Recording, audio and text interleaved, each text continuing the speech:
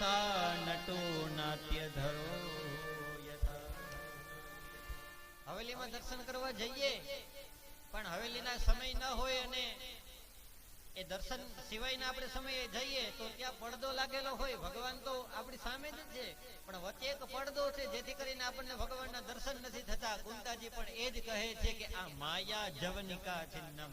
જવનિકા એટલે પડદો, માયાનો પડદો છે ને એટલા માટે જ ભગવાન આપણને નથી દેતા. બાકી પરમાત્મા તો છે. દર્શન બંધ હોય તો હવેલીમાં ભગવાન નથી એવું નથી, આપણને દેખાતા નથી. આ પડદો આપણો જો હટી જાય ને તો પરમાત્માના દીદાર થઈ જાય. આપણો પણ પડદો છે. કોઈના માટે આ પડદો કામના રૂપે છે, કોઈના માટે ક્રોધના રૂપે છે, કોઈના માટે ફેશનના રૂપે છે, કોઈના માટે વ્યસનના રૂપે છે. આ પડદો કયો છે આપણે જોવાનું. આમ જોઈએ ને તો અડધી જિંદગી તો આપણી અરીસો જોવામાં જ કદાચ જાતી હશે.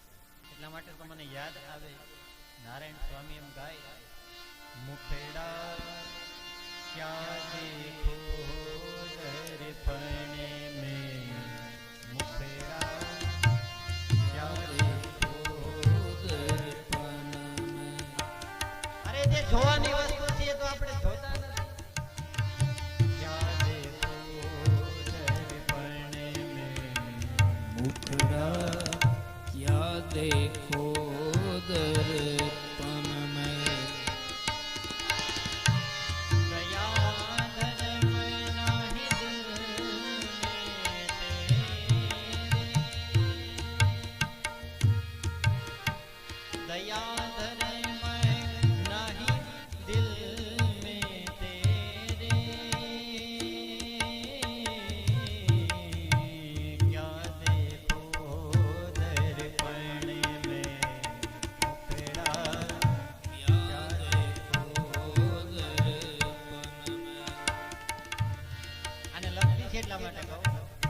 गालिब उम्र भर एक ही गलती करता रहा.